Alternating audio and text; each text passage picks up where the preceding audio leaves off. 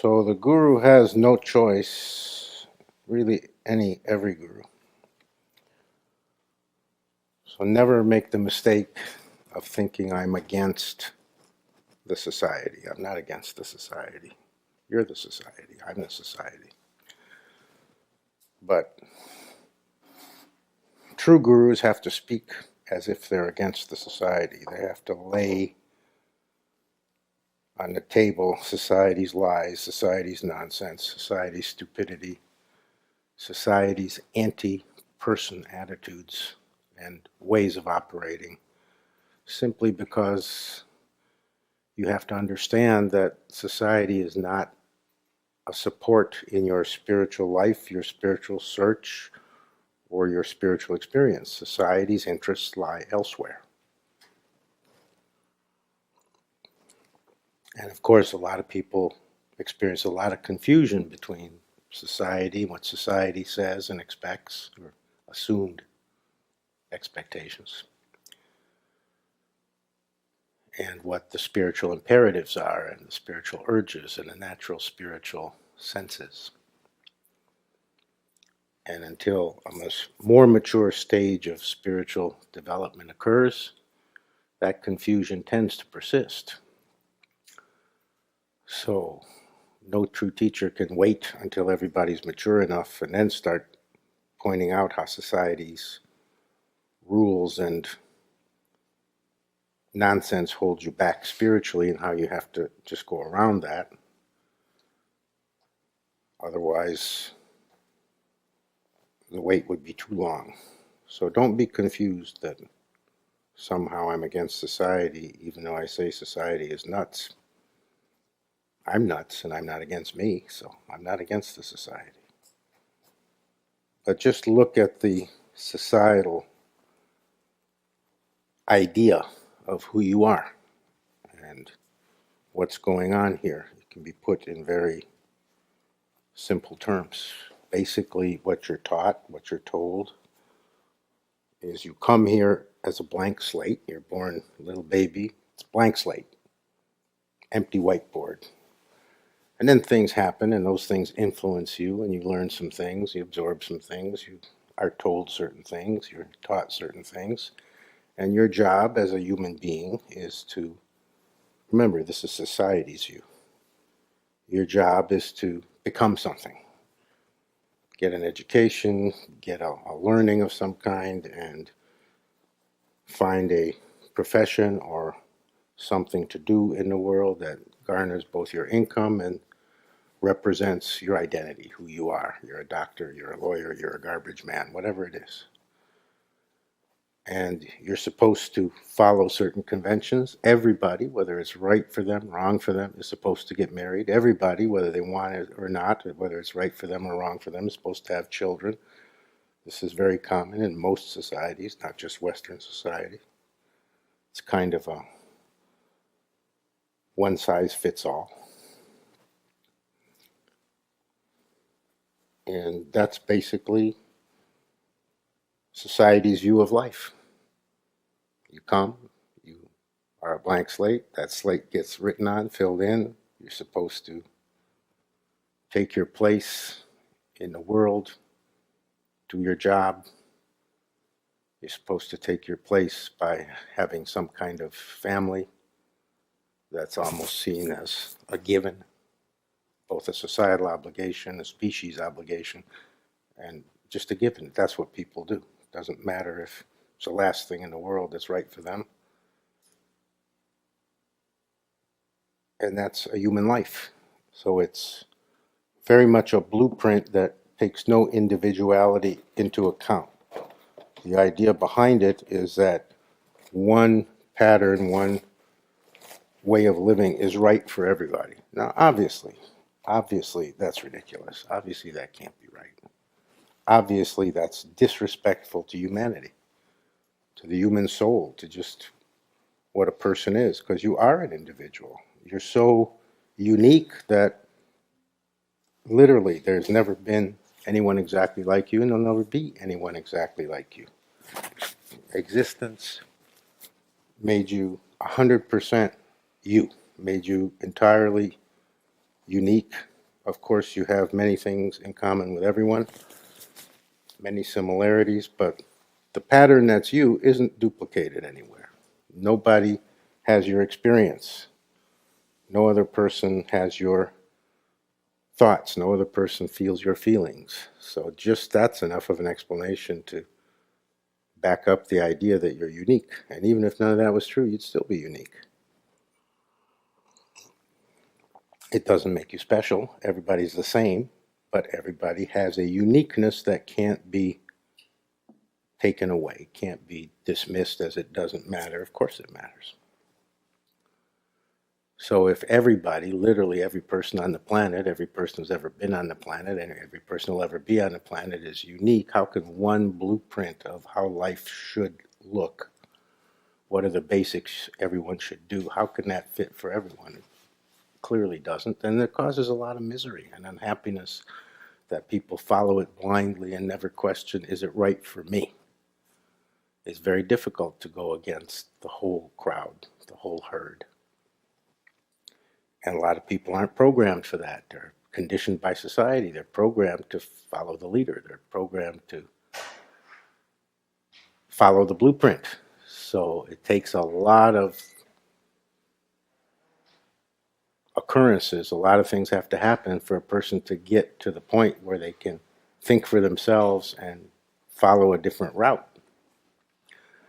And for that reason, it's not common. It's not the majority. The majority don't do something different than the societal blueprint. And if they do, they often feel kind of like they're not living right. They're not doing what they're supposed to do. A lot of pressure to conform.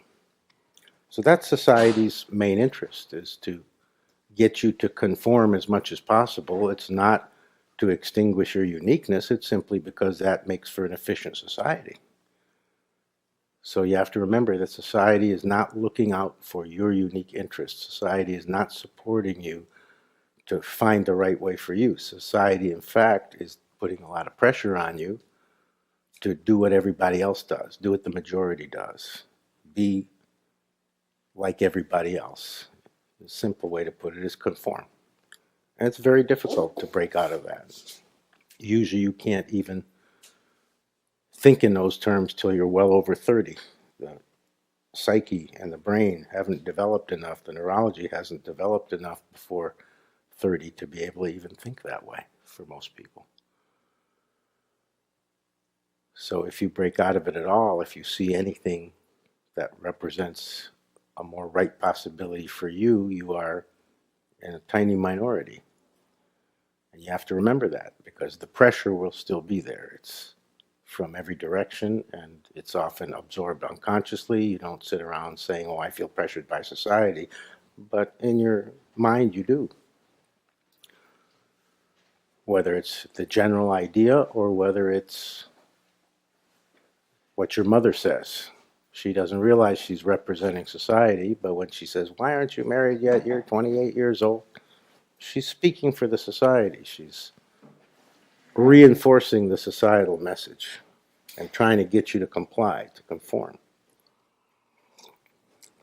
But you're a different breed. You've decided that you're a spiritual seeker. You've decided that spirituality is real and matters. So you have to find the way to not succumb to that pressure, not live a conditioned life, because the spiritual life is the opposite of a conditioned life. It's a deconditioned life. You jettison everything that isn't your own, everything that's borrowed, everything that's an outside influence, all beliefs, all ideas that come, and it's a huge pile, that come from a source other than your own wisdom, your own consciousness, your own experiencing, your own knowing of what's right for you. And most people complain they don't know what's right for them. They're so caught up in the conditioning, they have a sense that maybe there's something I should do different, but they kind of can't get to it. They can't zero in on that intuition because there's too much in the way. And most of what's in the way is conditioning. Ideas that come from outside you that you were taught so early in life that there's no way for you to even separate it out, that it's not yours. It's not original. It's not from your own destiny.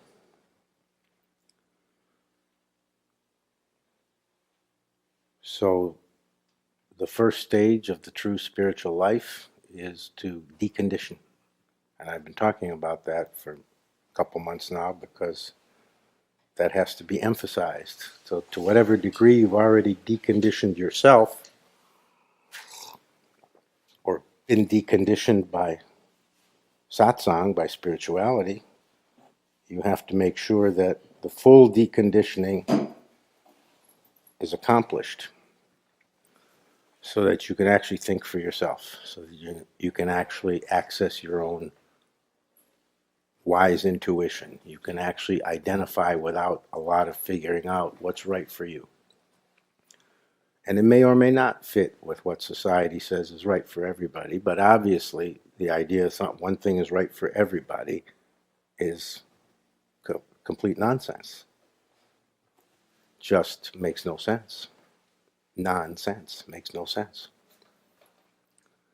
So first you have to get over that hurdle, that these ideas that seem so right because everybody follows them, you have to get over the idea that you're somehow a heretic by thinking different, that you're somehow going down the wrong road by rejecting what everybody else, everybody meaning the vast majority, don't even question, seem to agree on. But they actually don't agree. They're just all conditioned to the same idea, just like we are, just like you are, just like I am. So that's a real barrier until you're over it. Being willing to be different than the herd. Being willing to stand out in that sense. It takes a certain courage, and if you're a spiritual seeker, you have it. The proof is that you would dare call yourself a spiritual seeker. You may have never thought of it, but that takes a lot of courage, just that. The society is not going to say, yay, great, good for you, let's give you an award. The society is going to say, hey, who cares? Get a promotion. Get a Mercedes. Okay. In more extreme cases, yes, take Prozac. Let's calm you down. So the reason this is very essentially, basically, at the core, such a problem is because you're not born as a blank slate. That is an ignorant view. Society's view, remember, is the herd mind, and the herd mind is the mob mind, and the mob mind is not the highest mind. In fact, it's pretty much the lowest mind. It's not your best thinkers coming up with this stuff. And it's around for so long that it seems right. It's not questioned. So you are not born as a blank slate. You absolutely have a destiny. From the second you're conceived, before you're born, you have a destiny. And that destiny is absolutely yours. It is a destiny that is individual. It isn't amorphous in any way. It is absolutely your destiny.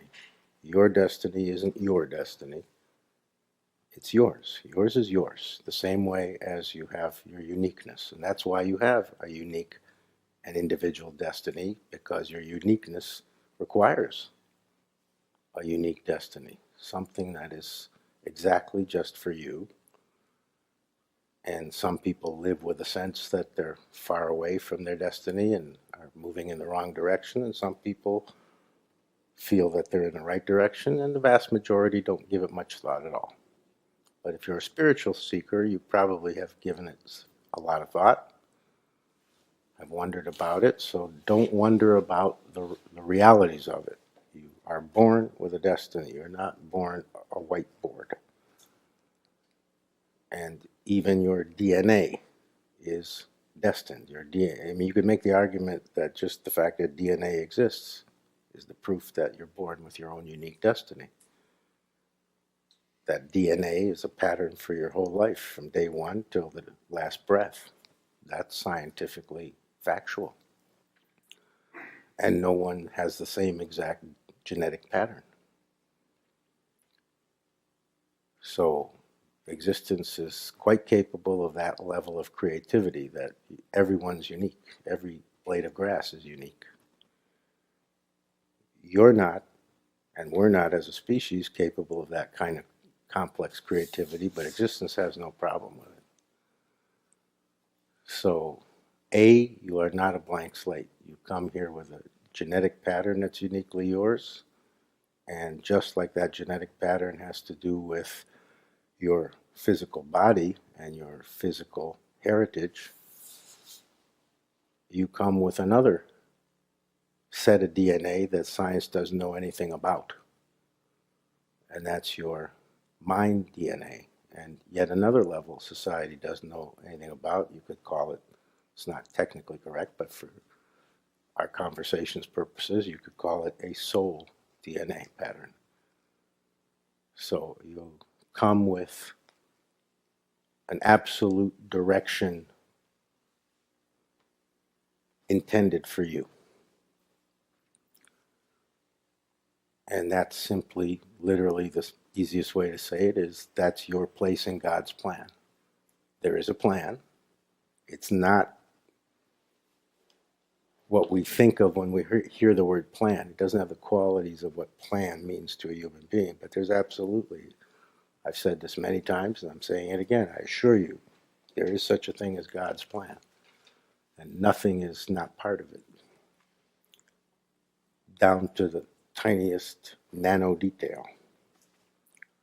So within that thing I call God's plan, you have a unique destiny that is the plan for you. It doesn't mean it's all preset, and we don't need to get into that discussion. That's many hours at the minimum. That's not for tonight, but you can see easily the implications that there is actually a way already carved out for you. There's actually an objectivity about what's right for you. It isn't just your subjective decision, your subjective opinion, your subjective preference.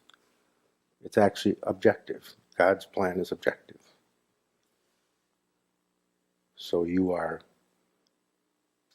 arriving here with a lot of stuff already worked out for you, a lot of stuff in store for you. It isn't haphazard.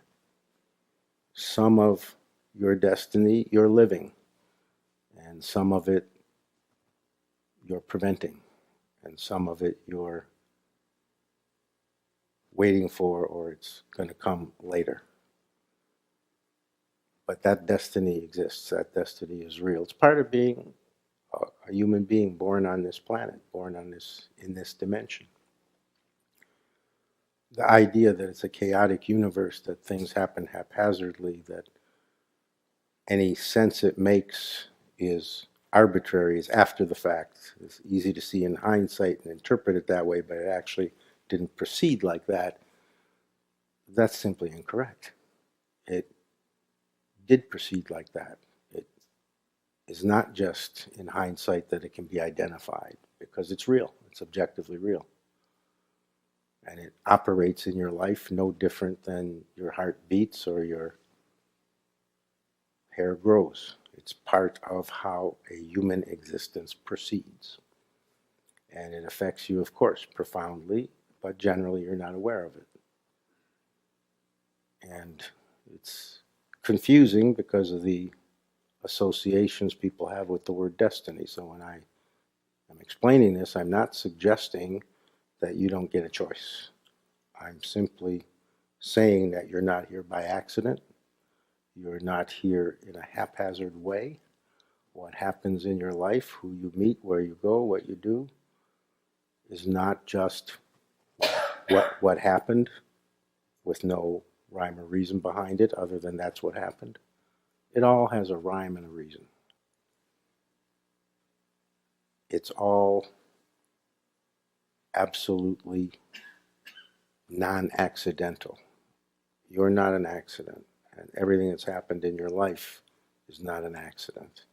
And it isn't just you turned left instead of right, and that's why things went the way they did. There's a reason you turned left instead of right. So given that all that is true, and all I can do is swear to you that it is, I can't prove it except by the power of my argument, my putting it out, and I'm not the perfect communicator, so it's up to you to check, ponder whether it's true or not, but I can absolutely assure you it's true.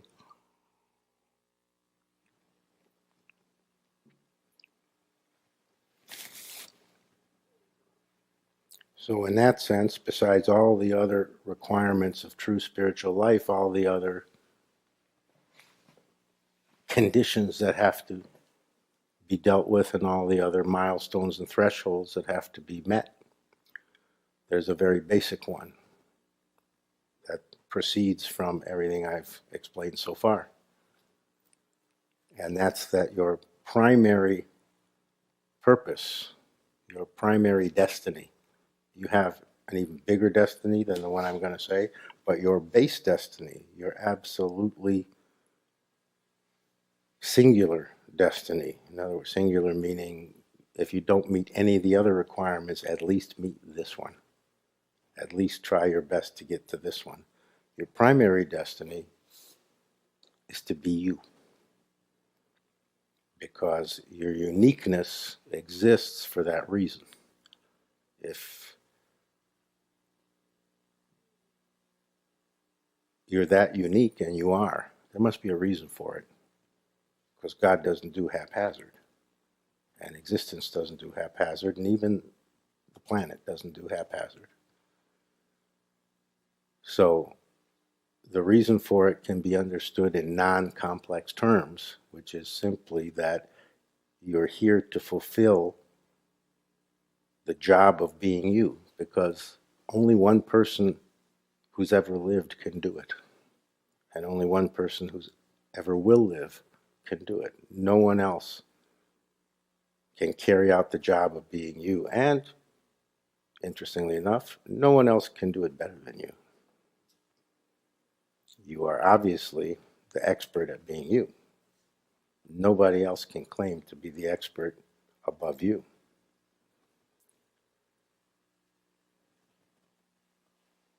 But the vast majority of people go from birth to death without getting there.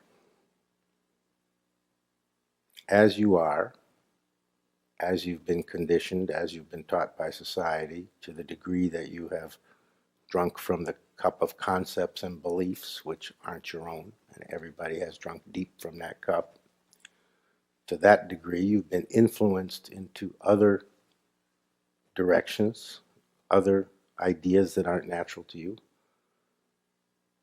other ways of choosing and ways of living that wouldn't be what the natural, original you would choose. And therefore, for the large part, for most people, they never really live as them. They never really follow their true destiny. They never really become who they really are. So the very most essential spiritual imperative is that you become you, because ironically, you're probably not. You're probably not you yet. You're probably still too conditioned, too much concerned with things that don't matter, too much worried what other people think, too much feeling like you're not good enough, you're not smart enough, you're not whatever you think you're not enough of, and 1,000 other things, that the end result of which is you live far from who you really are. You don't get a chance, you don't get supported, certainly by society, to become who you are, to flower into your uniqueness. You're instead influenced and pressured to do what everybody does, to conform, to follow society's blueprint. And this is why I said at the beginning, society is not on the side of your spirituality, because it doesn't make for an efficient society. And society's primary motive is always to operate efficiently as a group, as a non-individual unit. So society is not much interested in the individual, it's interested in the group. Spirituality is interested only in the individual, because the spiritual journey can't be done on a tour bus. It's not a group phenomenon, it's an individual phenomenon. Every person walks their own walk. So the simple fact of the matter is, your primary job is to be you. To do that, you ironically have to become you, because you've been over-influenced by things that aren't you, and you have to find your way back. You have to clear out the debris that isn't you. You don't have to discover you. You have to just clear out what isn't you, and what's left, of course, is you. In ancient Zen, in the old Zen, they used to call that your original face, your true face, which isn't the face you show society, the face you show other people. It's the face that has no masks in front of it, where you're not trying to be a certain way, look a certain way, act a certain way. You're not, when you go to a church or a temple or a mosque, you have to be respectful. That's one mask you put on. You don't have the same expression when you go to a event at a church as you do when you're going to Ralph's. You don't have the same face when you walk into your parents' house as you do when you go to a friend's house. So you've been well trained, well schooled, well experienced in putting on all these masks that make sense in a practical way. You can understand why you would think that's a good idea and why you would get good at it, and everybody's really good at it. There's no human being who isn't good at it, because everybody's well trained. So these masks have a utilitarian function. It means you won't make much trouble wherever you go. If you act the same way in a church as you act at a soccer match, you'll probably make some trouble, at least for yourself. People will stare at you or tell you to quiet down or whatever. So you know the efficiency of donning a mask. You do it automatically when you walk in here versus walk in there. But the problem is, you get too good at it and you don't know how to take the mask off. Your original face is your actual face with no masks, your actual selfhood, your actual I-ness, your uniqueness that isn't being lived because of some exterior idea or some exterior blueprint. You're following your own blueprint that you were born with, your destiny, your unique selfhood, let's say. So that is the most essential spiritual requirement, that you recognize that you are not fully yourself, and that, let's say it this way, and that God put you here to be yourself. So since that's been prevented, not maliciously, but just because of how things work, since that's actually not been possible, you have to work at it. You have to find the way to become yourself. It's very, very absurd and ironic that you're the only yourself there is, yet you're actually not being that, and you have to figure out and find the way to be that. But you get the point, right? The danger is that you either declare yourself deconditioned, unconditioned, free of outside influence too early, and you fool yourself into thinking that now I'm really being myself. That's one end of the spectrum of the pitfalls, and the other end is that you mistake another mask that you call my real self, my true self, for your true self, and you start simply living that out, and it's just another play acting. It isn't the real deal. So you can't know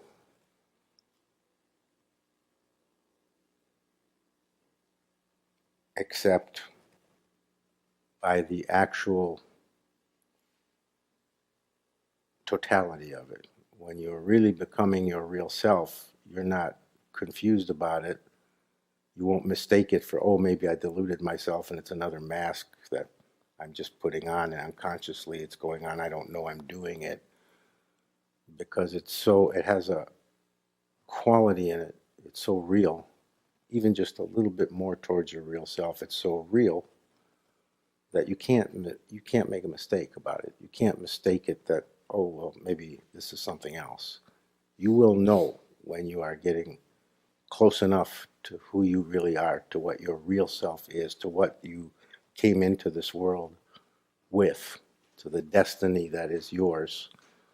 You will have no confusion about it.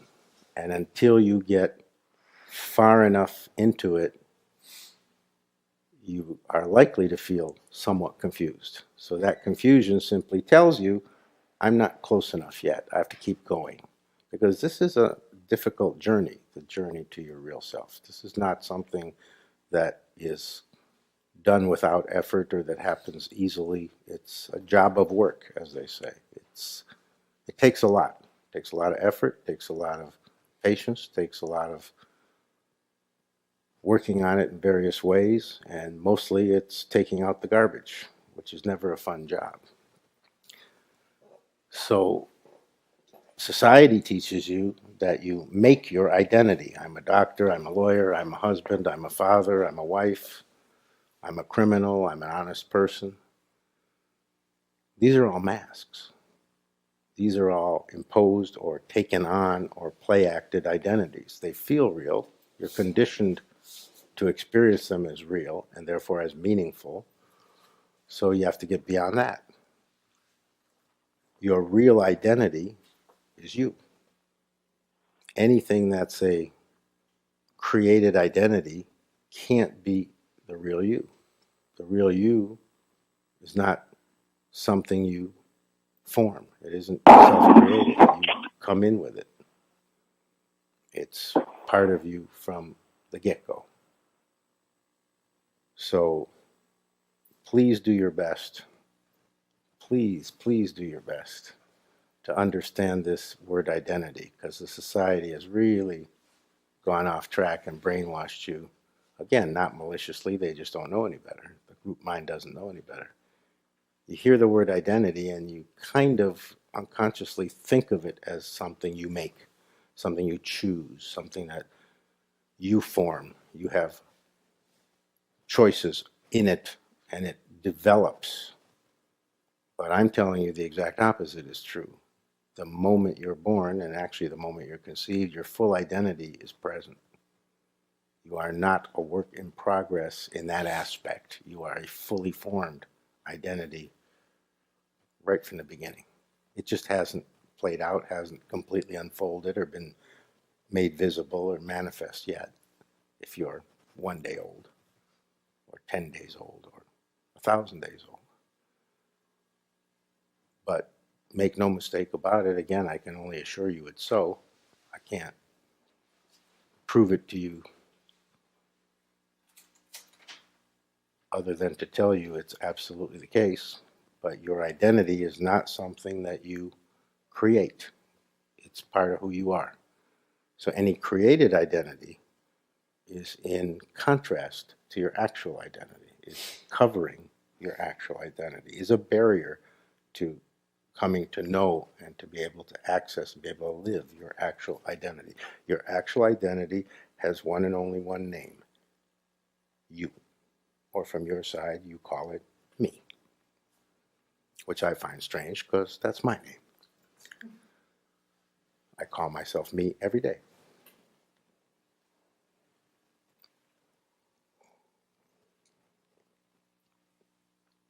So when you get closer to who you really are and being the real you,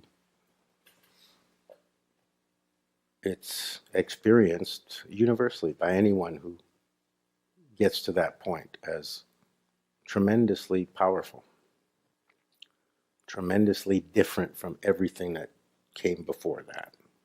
The because everything that came before that had some degree of falseness. In other words, the real you, your actual you-ness, your actual true born identity, wasn't the primary thing in it. So some false face, some false front, some artificial behavior, some arbitrary way of handling yourself was involved. And to the degree that it was, it blocks the real you being able to make the decisions, the real you making the choices, the real you functioning more fully.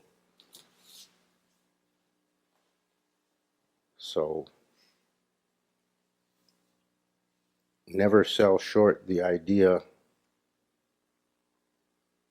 of how involved this is. You have to really get a lot done. You have to accomplish a lot of things in yourself and for yourself before you have a shot at the real you being more identified, more accessed. And all these societally given and self-created identities, please, please give up the idea that those mean anything. They're false. If they're created, they're false, because your real identity is not created. So if they're false, they're not in support of the real you. They're preventing the real you. So when you hear the word identity, or when you think even a little bit about your identity, please change your understanding to not have the wrong notion that your identity is something you take on, and have the right notion that is the truth, that your identity was given to you by existence. When you got made, when you got conceived, that was part of the package, just like your legs were part of the package, or your eyes, or your hair, or your nose, or the way your mind works. People are not aware, science certainly isn't aware, and generally people aren't aware of how much of your mind, the way your mind works, not your brain, your mind, but the brain's included. It's a tiny little physical manifestation of the mind. The way your mind works is also something given.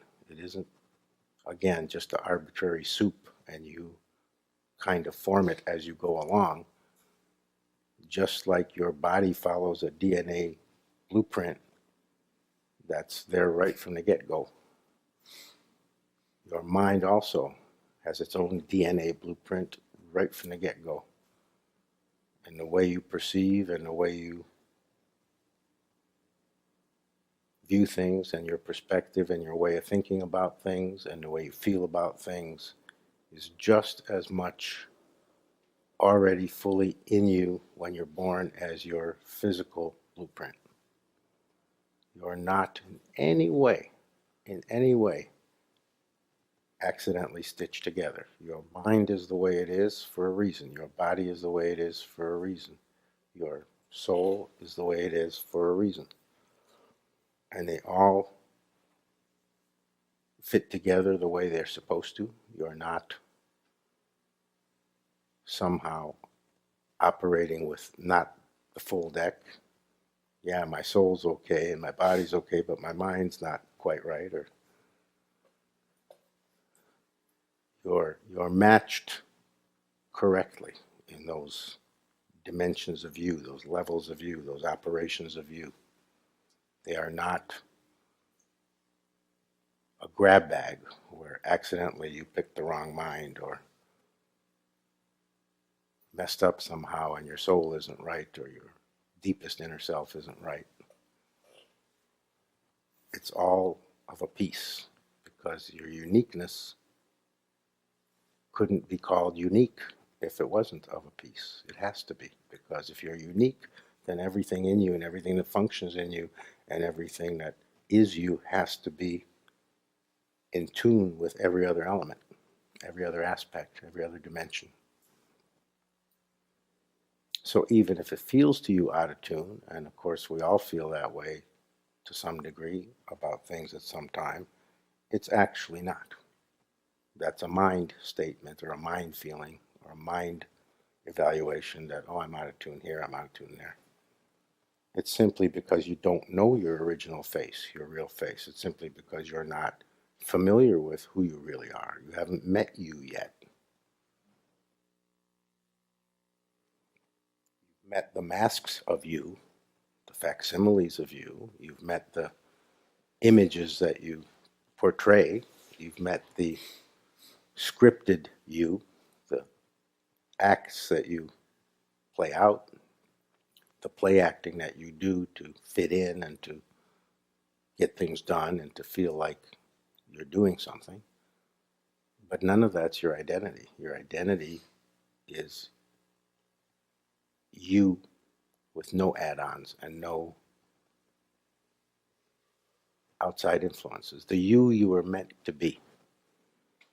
The you that you never cannot be, but it can be covered over, it can be barricaded, it can be prevented to see the light of day by all these false selves, false aspects, created personalities, created stances.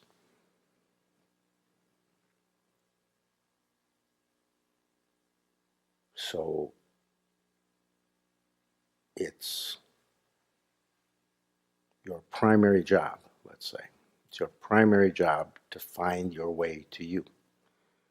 And I guarantee you that however you experience the urge towards the spiritual, your spiritual interest, your spiritual, what draws you, what feels to you like the call of the beyond, and you answer it, I guarantee you that one aspect of that sense, one aspect of that experience is a consciously felt or not consciously or unconsciously felt call to be yourself, call to find the real you. You feel it because you're a spiritual seeker. You started calling yourself, recognizing yourself as a spiritual seeker partly because you felt, either knowingly or not able to identify it, this need to become yourself, this need to find the real you, this need to get out of the false roles. Remember that society's primary job for you is to take on certain roles, and those roles require a certain face or a certain way of carrying yourself or talking or being. So you have to learn those. They have a practical function. Unless you're fine with living under a bridge and eating out of dumpsters, you have to learn those things. But the byproduct of that learning is you forget that that's not you. You're doing it so often, you're so well trained in it that you mistake your adopted identities, your play acting roles, and your false faces, your masks. You start really believing that that's you. And that's what has to change.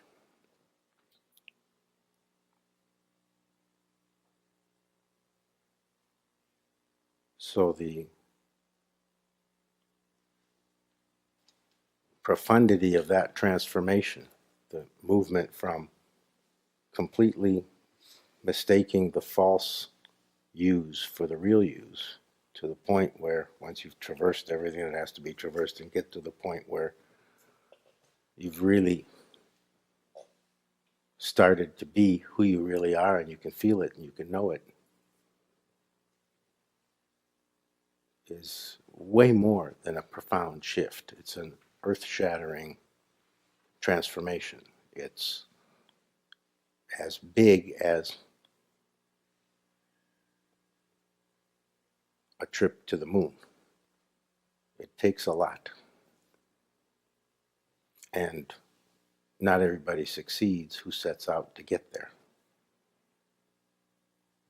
But when we talk about transformation, and of course we're always talking about transformation when we're talking about the spiritual, this is one of the most explosive transformations. You really experience it once you get to the light at the end of the tunnel. You really Everybody really experiences it as atomic. It's a big, big deal. It's a big change. It's a very true transformation. It's unmistakable. Because people will sometimes ask, well, if I get close enough, will I know? Absolutely, you will know. You will not have any sense that, oh, maybe it's not real. You'll feel for the first time that now things are actually somewhat real for the first time. Apparently, before they weren't really the way I thought. I thought they were real, but how could a false me have a real experience? Now I'm closer to the real me, and I see that all of that was, in a way, artificial. All of that was not as valid as I believed it was. It got me here, so it's fine. Nobody says, oh, that was all a disaster. Why did I do that? Because you're able to see right away that obviously you had no choice. Obviously you were trained by the world, you could say, for these false fronts. And when you're 2 years old, you don't know any better. When you're 6 years old, you can't say that's a bad idea. When you're 10 years old, you're not going to stand up and say, no way, I'm just going to be me. So you accepted it because you were very small and couldn't argue. You had to accept it. You had no choice about it. And once the real you is more available to you, you won't judge yourself. Don't worry. You won't criticize yourself. Why didn't I get here quicker? Why did I put on all these false fronts and all these masks and play act all these roles that aren't really real? Why did I mistake that for my actual identity? You won't say that to yourself. You'll say, wow, amazing, there really is a real me. You'll be very okay with it. So okay that you won't judge yourself for having lived X amount of years as the false you, or the many false yous. You won't go there because the real you has no need to go there. The real you doesn't have harsh judgments of yourself. The real you is accepting of the reality.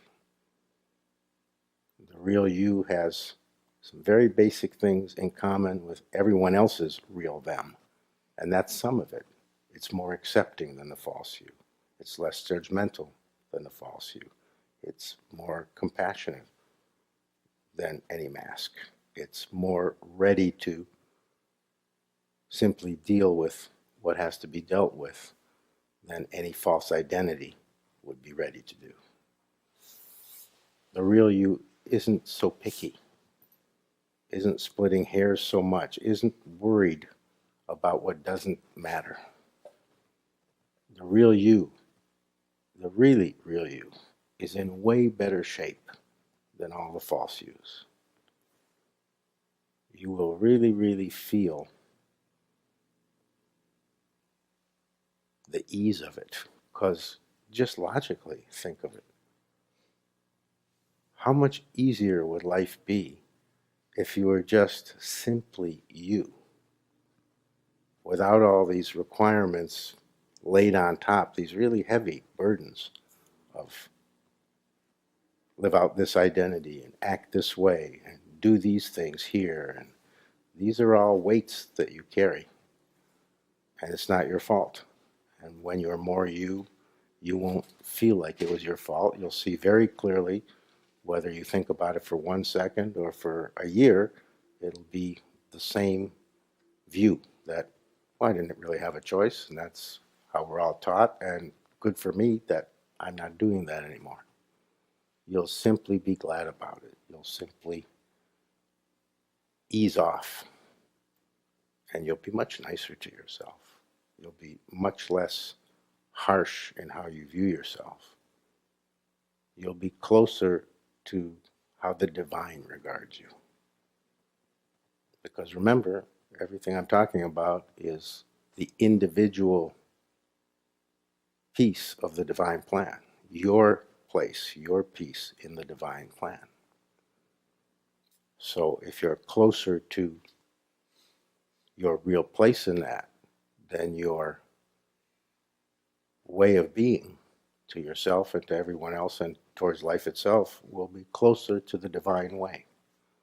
You'll be more in step with existence and more in step with the divine to the degree that you're more in step with the real you. Boy, it's hard to do discourse because at this point I would so want to hear questions.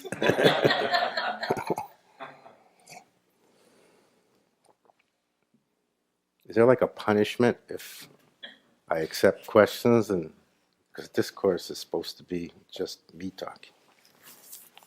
Are the discourse police anywhere close?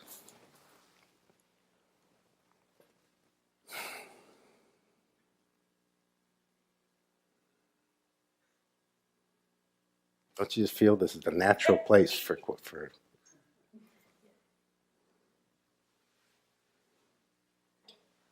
so the real you is the natural you.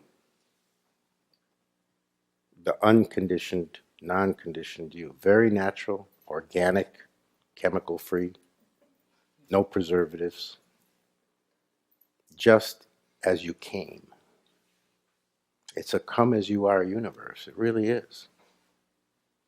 The trouble is as soon as you get to this planet, you're trained into how to be not what you are and not as you are.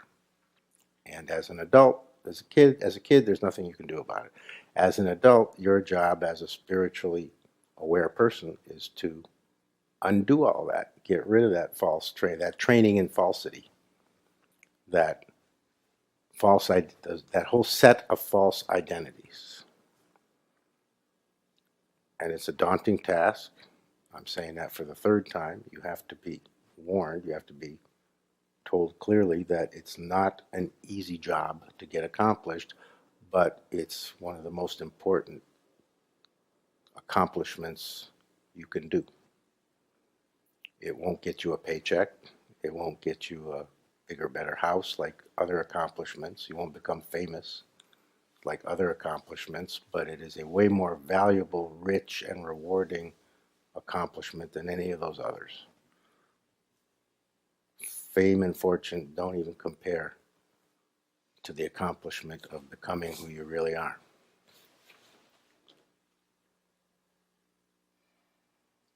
So you've been, again, taught, trained to worship these false idols, fame, fortune, prestige, your place in the world. These are false idols. The real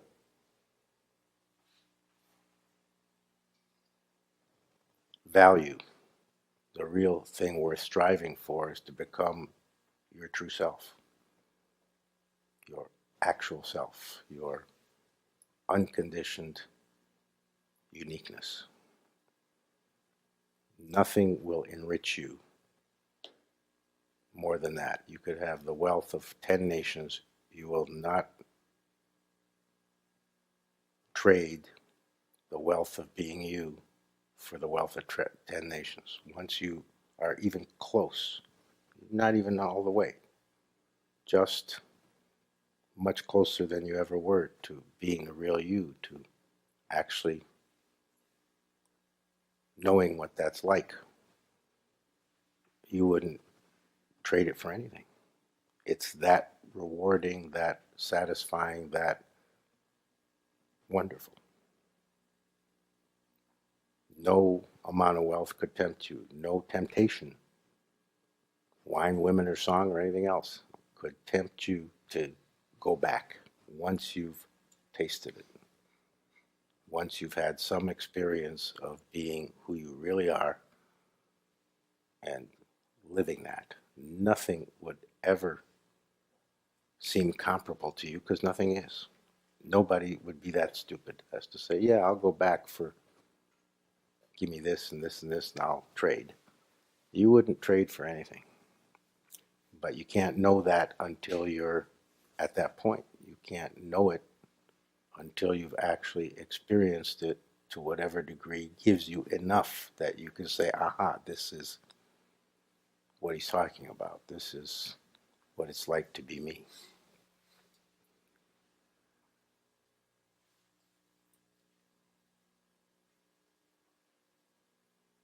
So this is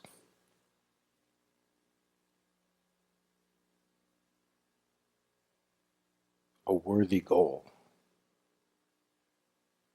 Becoming rich and famous is not a worthy goal compared to this. Becoming yourself is a truly worthy goal, truly divinely supported, truly endorsed by existence. Yes, do that. And you can't do everything else and do that. It requires enough of your work, enough of your attention, enough of your inner and outer resources that you can't accomplish everything you might want to accomplish in life and at the same time become yourself, because it's a big enough job that you'll have to give up certain other things in order to get that job done. In other words, you'll have to free yourself of very preventive distractions, distractions that will prevent you from succeeding in becoming your real self. So the price of that journey, the price of that effort, is you'll have to let go of whatever existence shows you has to be let go of so that you can take that trip sufficiently unencumbered. All your baggage can't go with you. You're going to have to leave a few suitcases on the platform or else you can't get there. Just the same way as when they send a rocket ship to the moon or Mars, they have 3-stage rockets. The third stage has to be jettisoned, the second stage has to be jettisoned, and the third stage is the capsule that actually lands on Mars. If the other two pieces were required to go along, that vehicle would never get to Mars. And you're just like that. If you want to get to the territory that's the real you, the planet that's the real you, something along the way, something will have to be jettisoned. It may be a little, it may be a lot, but what I can guarantee you is it'll be something. It may be something you're perfectly willing to give up, and it may be something you feel you at all costs prefer not to give up. And that's why you have to have this explained, because you'll come to that point and you'll be working against yourself if you try to keep what has to be given up. It's part of the system, part of how it works, part of the process that some things have to be let go of for you to get to your true you, to fulfill the destiny of being you, which is the inner aspect of your wider destiny of what you're to fulfill in God's plan. It's not just that God's plan is you should become and operate as you. That's just the working form of fulfilling your, let's say, greater destiny, which is what that you contributes to the universal, to the whole. You're part of the whole. You can't be separated out. You can't be carved out and set aside or eliminated. You're essential. The whole isn't the whole if you were part of it and somehow you're removed from it. So you can't be removed. It's not possible. It's not the fabric of reality. You can't be pulled out like a thread from a piece of cloth. You're here whether you want to stay or not. There's no escape hatch. There's no running away from the you that's here. And the simplest argument for that, in my mind, is you didn't get yourself here. So why the heck would you think you're getting yourself out of here? If you got yourself here, if you can prove that to me, then yes, I will accept that you can find some kind of escape route. But nobody's ever done it because there is no escape route. Consciousness has nowhere to go and doesn't go anywhere anyway. But that doesn't mean human beings don't feel like it might be good to escape, or there might be a way out of this dilemma of all these things going on and all these things I have to do. Might be nice to have a break or a vacation or find another place to live other than existence, but you're not an add-on. You're literally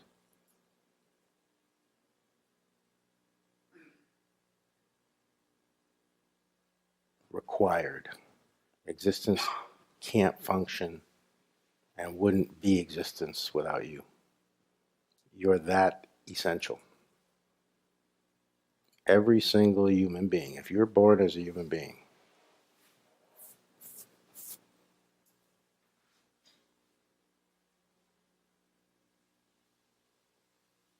if you are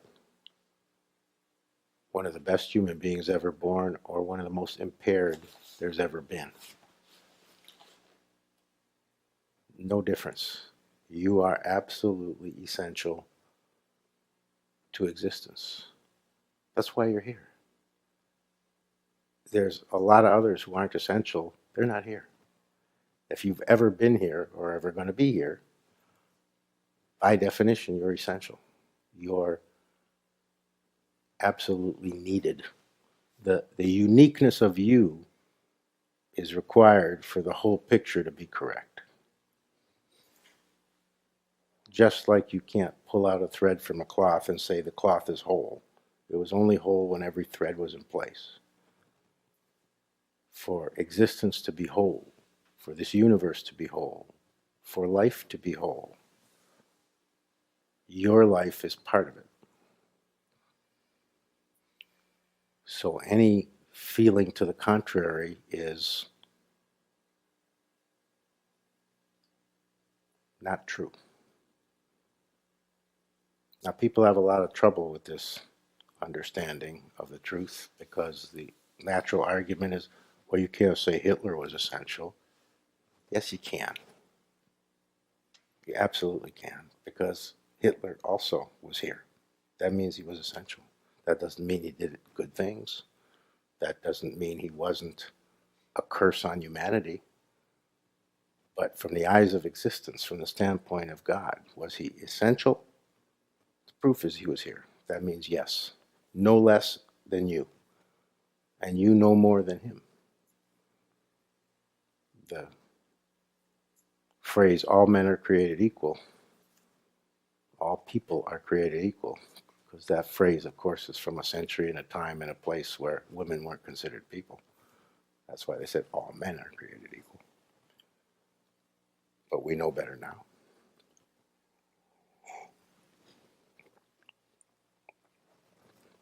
Since everyone is created equal, it's in that sense. Everybody is equally needed, equally essential to the fabric of existence. And whatever you think of that, whatever you think is your contribution, whatever your opinion of yourself is not as vitally important, and it's probably too negative anyway, isn't as vitally important as the fact that existence considers you absolutely essential. And I'm not making this up when I say there are ones who are not here because they're not essential, and they've never been here and they never will be here. They haven't manifested because existence only manifests itself through what's absolutely essentially required to be itself. And it requires you to be your real self. That's the ideal. Existence's, God's ideal for you is to really be who you really are. See how that fits very simply on every level? It's the universal is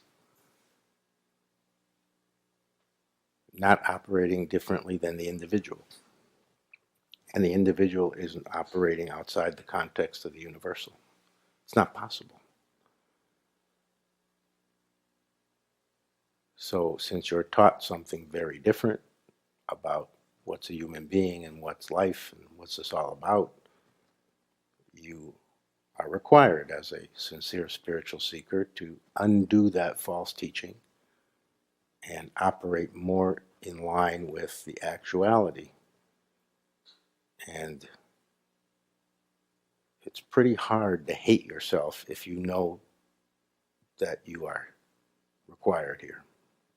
It's pretty hard to judge yourself harshly if you know that existence supports you. It's pretty hard to castigate yourself for your faults, and we all have them, and your weaknesses, and we all have them. If you understand and absolutely know that you're not here by accident,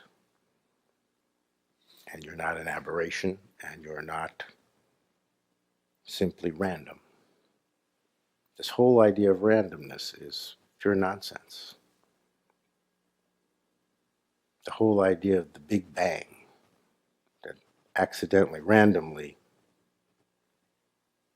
a force exploded or two forces met and collided and that caused life, is ridiculous. You didn't get here because two trains crashed. Although your parents may look that way to you, especially if you try to imagine them creating you. But you're not the result of a train wreck. You're the result of a divine actuality. You are part and parcel of the divine actuality.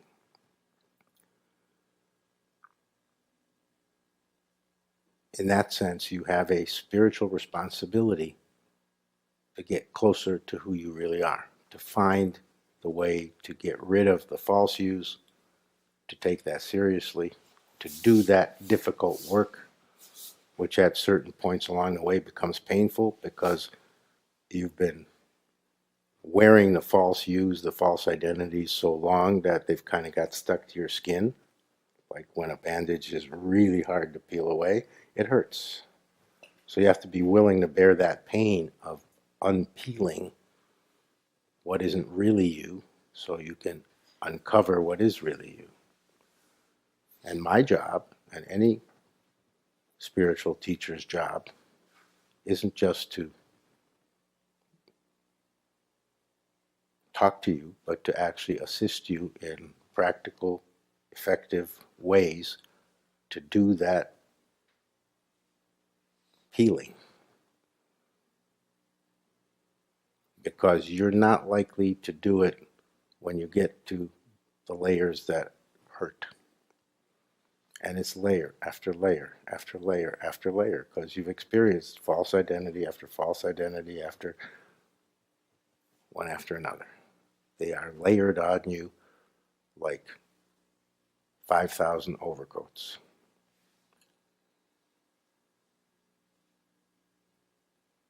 But they feel like your own skin.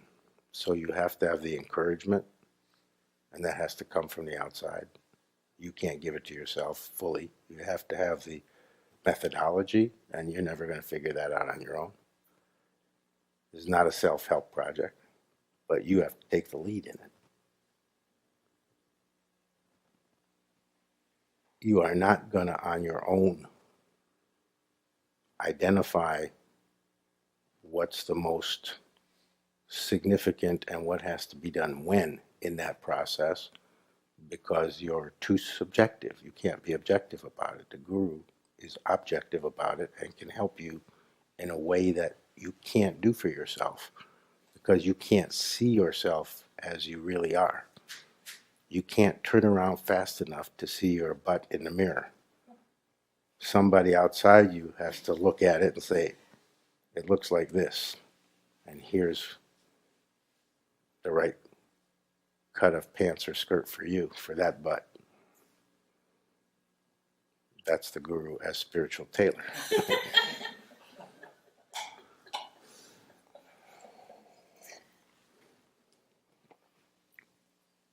So there's all these aspects of doing that job, getting that work done, getting the false views peeled away, that absolutely you've got to see how that can't be a self-help project, can't be done in isolation, can't be done by yourself. But I really mean it when I say you have to take the lead in it. The guru cannot be your boss in it, cannot be the leader. You have to be the leader. Because if you're not the leader of it, you won't be willing enough. It won't feel to you like it's worth it enough. Your false identities will influence you to not do something as serious and as painstaking as that job. You'll not take it on fully, or you'll quit early unless you have outside help. Because that's just the human tendency. So with the proper assistance, competent assistance on board, you've got a good shot if you're really willing, if you see the value of it, if you sense how it's right and how it's essentially God's imperative. But to try to tackle it with the idea that it's all up to me and that outside assistance is of limited value is just foolish. It's not how it works. You don't teach yourself nuclear physics. You need a trained and experienced physicist. Otherwise, you don't even have a chance. There's no such thing as you teach yourself with something as that works the way this works. You can teach yourself certain things, of course, but they'll never be the same as if somebody who knows what it's about helps you, teaches you, assists you, mentors you, holds your hand, and guides you.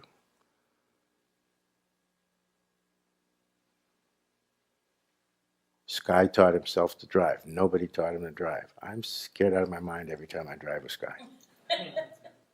But there's no way to undo his teaching himself to drive. He'll always be a little off in his driving skill because he didn't get the benefit of a trained driver, trained driving instructor to teach him right. So every time we have to go with Sky, Val or I try to volunteer, we'll drive. If you're tired, we'll drive. If you're not tired, we'll drive. Here's $20, let us drive. Because it's not the same. So just exactly the same as if you had to have open heart surgery or you had to have a knee replacement, you wouldn't appoint yourself as your own surgeon. You have no trouble seeing how nuts that would be, and that will not work out. That you have to accept the outside help. If you have to have surgery, then of course you need a surgeon. The guru is the spiritual surgeon, as well as the tailor. So just as you can't do a knee replacement on yourself, you'll pass out long before anything gets replaced, and then basically you'll bleed to death if you attempt it. The same is true spiritually. If you attempt the real work of this not short-term project of becoming who you really are, of accessing your true self, you will actually cause yourself, possibly not, but likely yes, a lot of damage by trying to do it all yourself. You will likely, not guaranteed, but likely, the vast majority will harm themselves if they seriously go after it and seriously work at it and accidentally find the right ways in certain areas, which you're likely to if you're serious, if you're sincere, and persist. In the beginning, no problem. The first stages of it, you can't hurt yourself. But the later stages of it, if you get that far, and that's not out of the question if you're smart and if you're really sincere. The later stages, you're pretty likely to harm yourself on your own. You will harm yourself either psychologically or emotionally or even intellectually. You will in some way engender an aberration in yourself that will start functioning in you. I'm not trying to scare you, I'm just telling you how it works. Because it's very necessary for people raised in Western countries to hear that you can't do it on your own because you're so conditioned to think everything and anything can be a self-help project. You should be able to do it on your own. Yes, it's good to have help, and yes, if you can get training and be taught and be helped, that's all great. But if push comes to shove and you have to do it on your own, then that's just how it is and you do it. But that's not true, the same way as you don't do knee replacement surgery on yourself. But we have this idea in the spiritual dimension of things that we should be able to do it on our own. Any spiritual assistance that's available or that we avail ourselves of or that's offered is kind of ultimately optional. But it's not. If you want the real deal, it's not optional. If you are really serious, it's not optional. It is ineffective to view it as I can get there on my own. It's equally ineffective to view it as the guru or the teacher or whatever form the assistance comes in or is offered in as they're doing it. It's all in their hands. You never want to mistake where the responsibility lies. You have to be in charge of yourself. It doesn't mean that there aren't times where you'll have to listen to the surgeon and it won't be what you would prefer. But it also means just like it's your body when you have to have surgery and you're ultimately in charge of whether you have it or not, when you have it, you have to have that same feeling of in charge when it comes to this. You cannot give up your own responsibility for it. You can't lay it at the feet of the guru. You can't blame your wife or your husband. You can't say it's life's fault and life should take care of it. You are responsible for it. That's just the way it is. You were the child that was trained the wrong way, and as an adult, you're responsible for getting trained the right way or undoing the false training. The assistance is essential, but you don't give up your responsibility in it. And if you do, you'll start flagging. The problem that goes along with that, not just that it's wrong to give up your responsibility, but the problem that it causes is you'll start to run out of steam. You won't persist in going all the way if you don't hold it as your responsibility. You simply will give up when the going gets rough. And at some point, the going always gets rough.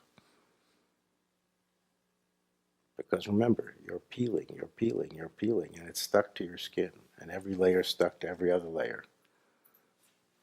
So there's the momentary difficulty and the momentary hurt of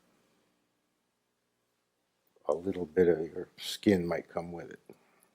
Or it just hurts to peel it away. But that hurt is purely and simply an ego hurt. It's your ego really that feels the pain. You think, when you're going through it, you think it's you, and you certainly experience it as your pain, but technically it's not. It's the ego's pain. The ego does not want to be devoid of masks. The ego is the keeper of all the masks. The ego is the one who bought all those overcoats in the first place. The ego is the one who finds them useful because through donning them, it's able to fool you and control you. So it's the ego that rebels against this unpeeling process. It's the ego that says, this is not a good idea. It's the ego that says, I'm already me, so why do I have to do that?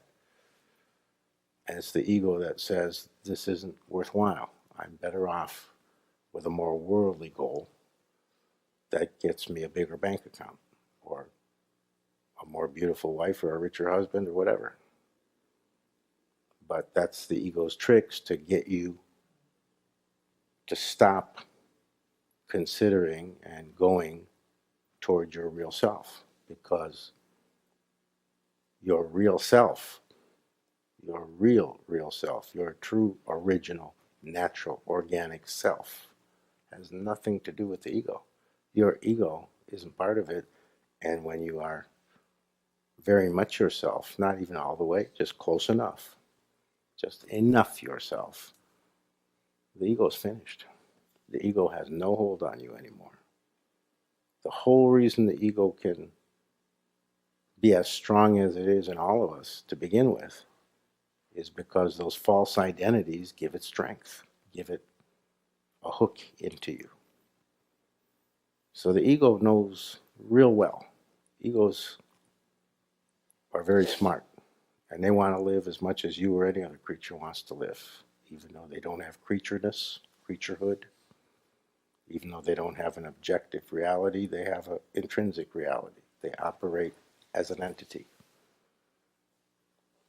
And they want to survive just like you want to survive, just like every mosquito wants to survive. So they don't go down without a fight. That's part of the pain. The ego hits back.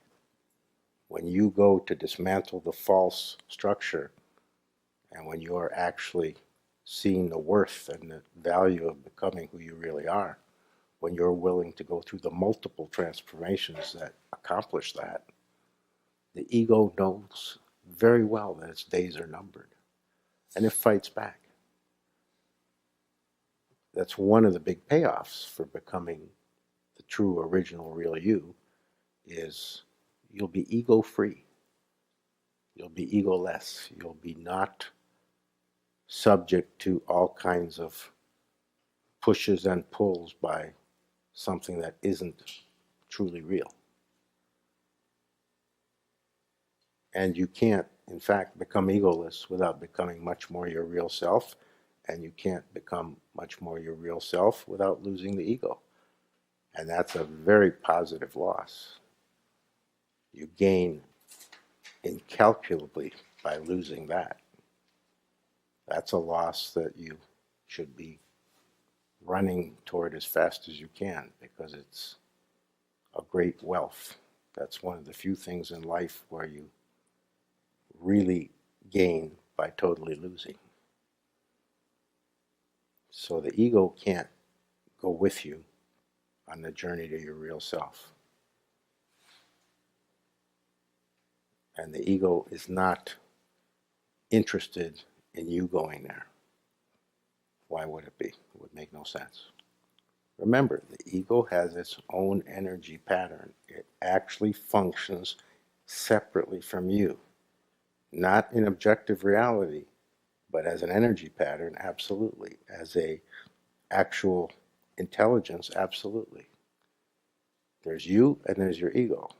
They're not the same. And to the degree that you're not the real you yet, that space is being occupied, that role is being fulfilled by your ego. People who are not at all themselves, who don't know at all any taste of their real selfhood, people who are totally living the conventional conditioned life, people who absolutely believe their social identities are being run 100% by their egos. They don't have a single free choice in anything. The ego decides everything. And the ego is not making the decisions you would make if you were the real you. It's making the decisions that are good for it, not the decisions that are right for you. So there's all these payoffs. That's just one of them. Only one of the payoffs of becoming who you really are, of being willing to go through that transformative process, is you actually get to drop the ego.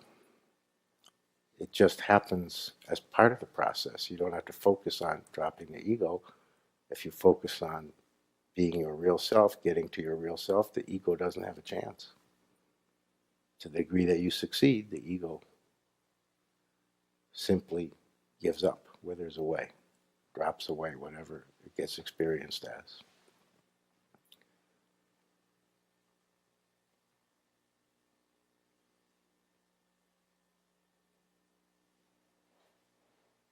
So whatever questions occurred to you from this discourse, whatever arose in you, whatever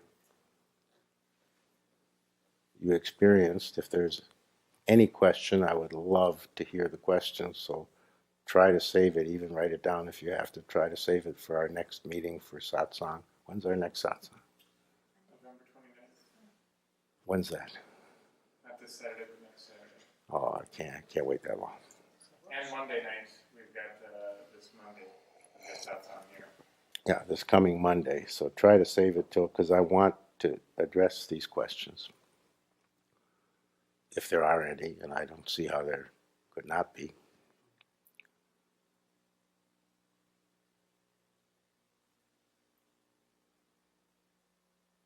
Or we could just add a half hour now and take questions and say the discourse part is over and let the satsang begin. Workshop on Saturday. Oh, and there's workshop on Saturday, so there's no problem. What's today, Wednesday? Yeah, they can remember till Saturday. They're not done. Okay, bring whatever you need to bring from tonight, Saturday, to the workshop, because I don't like this feeling of I basically give you a speech and then I can't hear from you. This doesn't work for my personality. But it's a good thing, the discourse method. I'm not against it. It's just uncomfortable to me because I like back and forth.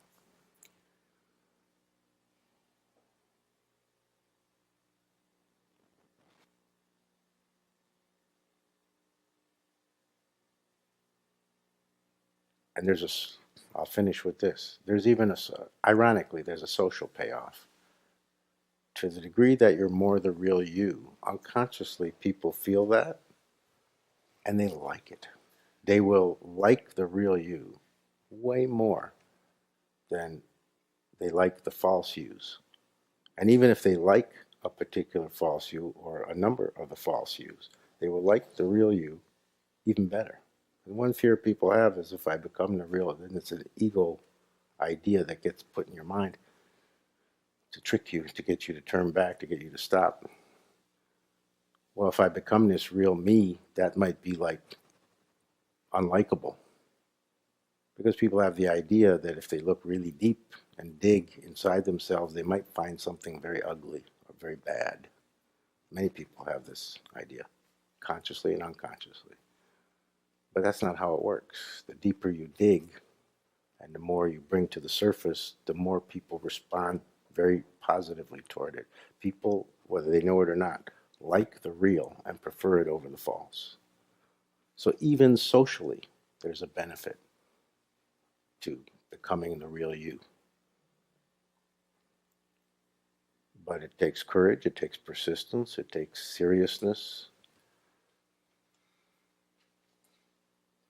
and it takes the understanding that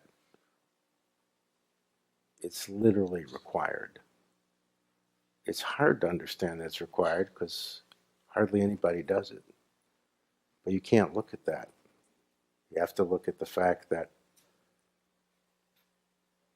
it's required from the source. It's required by existence, by the divine. It's required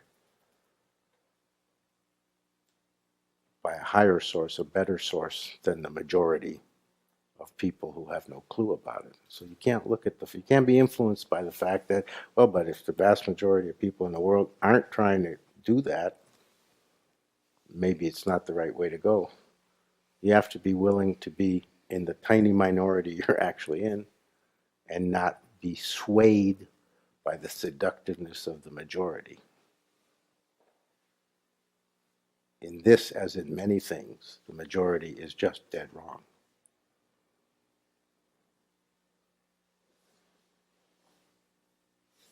That feels like the place to stop. Thanks.